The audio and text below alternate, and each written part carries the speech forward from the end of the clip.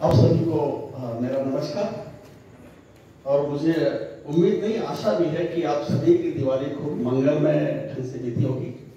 आगे आने वाले नववर्ष के लिए आप लोगों को ढेर सारी शुभकामनाएं। पिछले प्रोग्राम में संध्या जी ने मेरा इंटरव्यू किया, लेकिन उस इंटरव्यू पे कई पहलुओं पे हमने बातचीत की थी। चंद्रपुर के इतिहास पे भी, एक्सकर्शन पे भी, क्वाइन पे भी की थी हमने बात। और ढेर सारे उसमें इतने सब्जेक्ट थे कि मुझे ऐसा लगने लगा कि कहीं तो भी हम बहुत मल्टी लेवल पे जाके संजय ने मेरा इंटरव्यू ले लिया।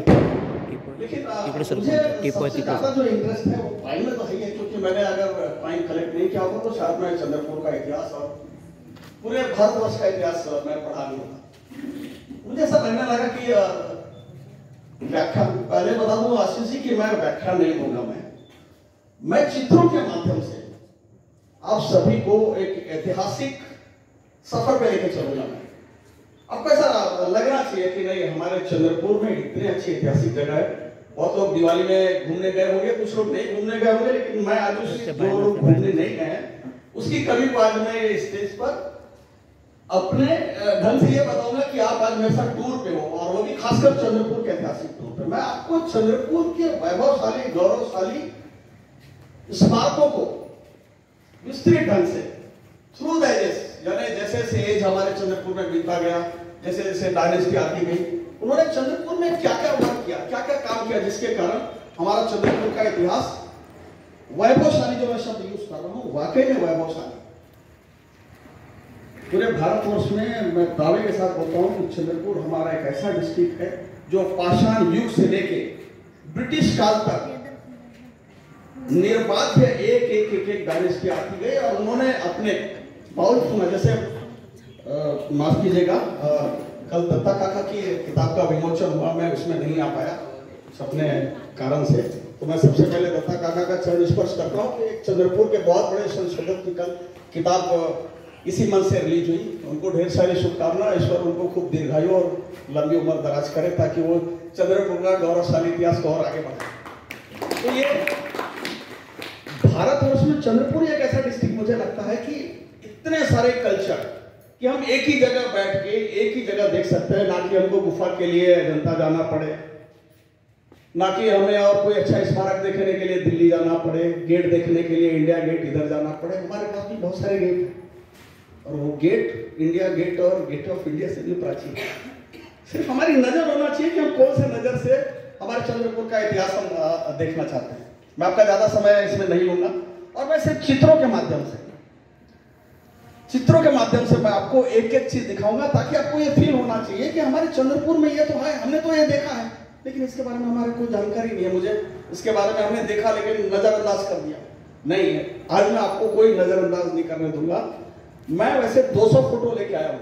अगर मैं एक मिनट की एक फोटो पे बोलूंगा तो 200 मिनट यानी बहुत लंबा प्रोग्राम चलेगा, लेकिन मैं एक फोटो दिखा के आपको डिटेल बताऊंगा। बाकी की जो फोटो है वो आपको खुद ही समझना पड़ेगा कि इस फोटो में क्या है, नहीं है तो मैं स्टार्स के माध्यम से आपको बताना चाहूंगा। तो मैं सबसे आपको पहले उस बार ये बताया था कि हमारे चंद्रपुर का इतिहास अगर हम छू के देखेंगे तो 1000 BC में जाता है वो, और वो मेगालिथिक पीरियड है, यानी महापाषाण युग है। महापाषाण युग से हमारे चंद्रपुर का इतिहास वहां से शुरू होता है, जिसको हम टच करके देख सकते हैं कि हमारा इतिहास चंद्रपुर का महापाषाण युग का हम छू के देख सकते हैं। वहां से हम अभी तक का इतिहास आपको मैं उससे बिल्कुल रूबरू कराऊंगा। महापाषाण युग में, महापाषाण को इसलिए महापाषाण कहा जाता है कि बड़े बड़े स्टोन से वो स्ट्रक्चर करते थे, इसलिए उसको महापाषाण, मेगालिथिक, मेगा मीन्स बड़ा, लिथिक मीन्स पत्थर। तो हमारे यहाँ उसके प्रमाण कैसे मिलते हैं कि जैसे आज हम ताजमहल क्यों देखने जाते हैं, हम वीर शाह की समाधि चंद्रपुर में क्यों देखने जाते हैं, कि वो किसी के स्मारक में वो कुछ चीजें बनी हुई होती है। तो सबसे पहला स्मारक आज से 1000 ईसा पूर्व वो हमारे चंद्रपुर में चिमूर तालुका में हीरापुर नाम के गांव में मिला। तो अगर लाइट बंद कर देंगे तो बेटर रहेगा। ये है वो स्मारक। आज सवेरे हमारे मित्र हैं कभी यहाँ बैठे हुए हैं, तो मैंने बोला कि प्रफुल्ल भाई आप थोड़ा सा इसको चेक कर लेना, ताकि ये सीरियल आगे पीछे ना हो। तो बोले हाँ सर, वो जो पहला वाला था ना वो एक पत्थर की झोपड़ी। मुझे बहुत खुशी हुई कि उसने पत्थर की झोपड़ी बोला, और गांव वाले उसको मांडव गोटा के नाम से जानते हैं। यानी उनके कोई भी शुभ काम है तो वो पहले जाएंगे, पहले जाते हैं, इस मांडव गोटा की पूजा करते हैं। ये देखिए इसमें ये निशान लगे हैं पूजा के। आपको विश्वास होगा कि ये 1000 ईसा पूर्व इसमें उस एरिया के किसी श्रेष्ठी को दफन किया गया है, यानी उसको यहां गाड़ा गया है उसको।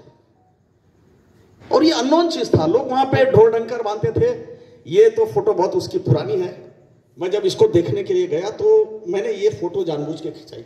आप कभी इसमें बहुत सारी फोटो मैंने स्मारकों के आगे इसीलिए खिंचाई कि आपको पता चलना चाहिए कि ये स्मारक की हाइट क्या होगी। तो जब मैं यहां पर गया तो चारों तरफ ऐसे जंगल, झुड़पी जंगल था।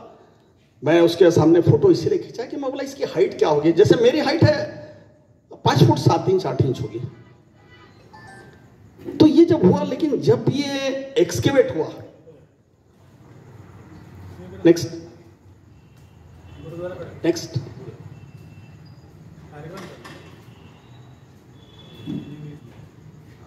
जब इसको हमने एक्सकेवेट किया, डेक्कन कॉलेज ने इसको इंटेक किया,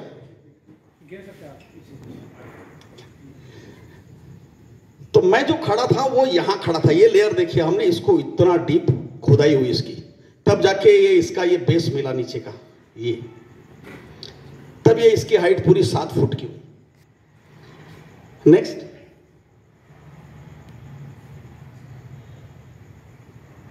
ये ऊपर का स्लैब, ये 15 फुट बाई 16 फुट का स्लैब है, और इसका ये जो है ये चौड़ाई ये 2.5 फुट की है। आप विश्वास कर सकते हो कि आज से 1000 ईसा पूर्व, जिस समय हमारे पास कोई टेक्नोलॉजी नहीं थी, हमारे पास कुछ नहीं था, वो इतना बड़ा स्लैब उन्होंने काट के लाया कहां से? क्योंकि आप अगल बगल देख रहे हैं कि ऐसे कोई पत्थर आपको दिख रहा है, इसका मतलब इन्होंने इसको यहां एक्सपोर्ट करके लाया है, कहीं से इसको तोड़ के लाया है इसको। इसकी तलाश में हम खोजने निकले तो कानपा टेनपा के पास में इसकी एक लीज दिखी, और वहां कुछ ऐसे खुदाई के निशान दिखे। तो हमें पक्का विश्वास हो गया कि ये वहां से 12 किलोमीटर दूर कानपा टेनपा से कट करके उन्होंने लकड़ी के बल्लियों को ऊपर रोल करके लाया, और यहां पर उनको उन्होंने इंस्टॉल किया। तो ये 1000 ईसा पूर्व से पुरानी, आज हम भले ताजमहल की कितनी भी तारीफ कर रहे हैं, लेकिन मैं आपको ये बताऊं कि ताजमहल का तो रूप तराशने के काम में कारीगर, टेक्नोलॉजी, हर चीज थी, लेकिन हमारे लोगों ने जो ये बनाया, अगर हम इसका वजन अगर निकालेंगे तो 7 से 8 टन का वो पत्थर है। उन्होंने कैसे इतना ऊपर किया होगा? इसकी जब खुदाई हुई तो इसमें कुछ चावल के दाने, कुछ चूड़ी के टुकड़े और टेरिकोटा के कुछ पॉट मिले। तो वो लोग ऐसे आते थे, इसमें पूजा वूजा करते थे, फिर से उसको दफन कर देते थे इसको। तो यहां से हमारे चंद्रपुर का इतिहास शुरू होता है। आप लोग कभी भी जब भी चिमूर जाएं तो हीरापुर गांव में ही है ये, इसको जरूर भेंट दीजिए। अभी तो फॉरेस्ट वालों ने इसको अच्छे से कंपाउंड कर दिया है, इसमें अभी देखने में भी ठीक लगता है। और इसमें ये 2 रूम है, ये 2 रूम है, लेकिन बीच में जब खुदाई हुई तो वो एक ही था। यानी वो 2 रूम इसमें क्यों उन्होंने ऐसा बनाया, ये बहुत बड़ी बात है, ये बहुत बड़ा शोध का विषय है ये। नेक्स्ट, वो एक दफन विधि हो गई। ऐसे हमारे चंद्रपुर में 3 दफन विधियां मिलती हैं स्मारक के रूप में। पहले को उसको हम लोग डॉलमेन बोलते हैं इंग्लिश में, और मराठी में हम उसे शिला प्रकोष्ठ कहते हैं इसको। और ये तो एक स्तंभ है, शिला स्तंभ। पुराने जमाने के भी लोग इसके नीचे में अपने शव को रख के ऊपर में स्मृति के तौर पे इतना बनाते थे। ये नागभीड़ के पास में है, नागभीड़ का जो पुराना बस स्टेशन है, वहां पे इनकी दफन विधि का पूरा एक सर्कल है। वहां पे लाइन से आपको पत्थर मिलेंगे। नेक्स्ट, ये मेरी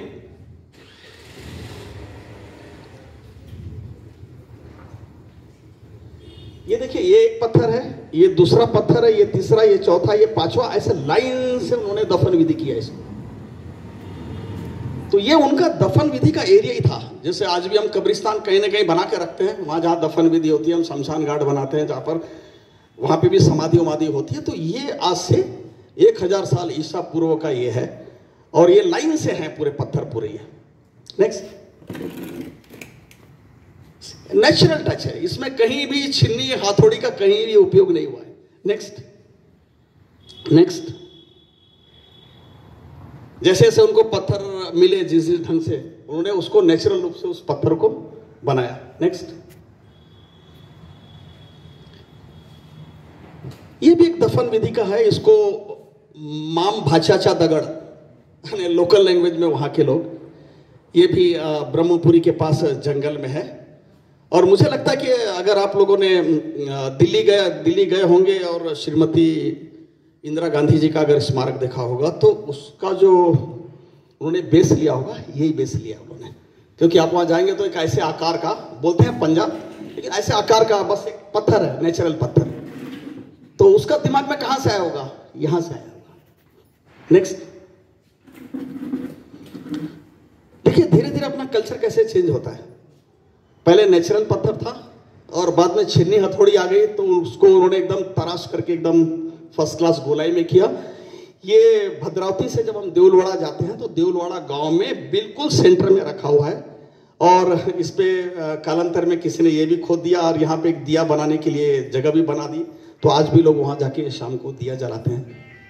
नेक्स्ट, मैंने फिर से कहा ना कि मैं इसीलिए खड़ा होता हूं कि आपको देखते बराबर अंदाज आ जाएगी कि वो पत्थर का कितना तगड़ा बड़ा है, पत्थर वो कितना गोलाई का है। ये इसीलिए मैं हमेशा जाके एक फोटो निकाल लेता हूं। नेक्स्ट, ये भद्रावती तालुका में एक सावरी नाम का गांव है, ये वहां मिला।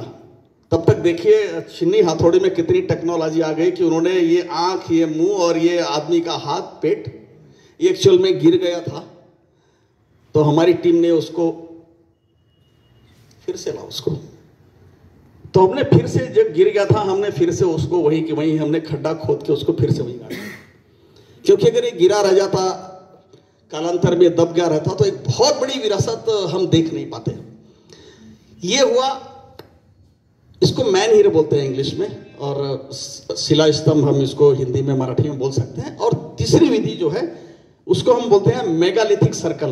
नेक्स्ट, ये बड़े बड़े इसका ये लोग ऐसे गोलाई में इसको बनाते थे और इसके अंदर अलग अलग जगह पे शव को दफन किया जाता था। इसका हमने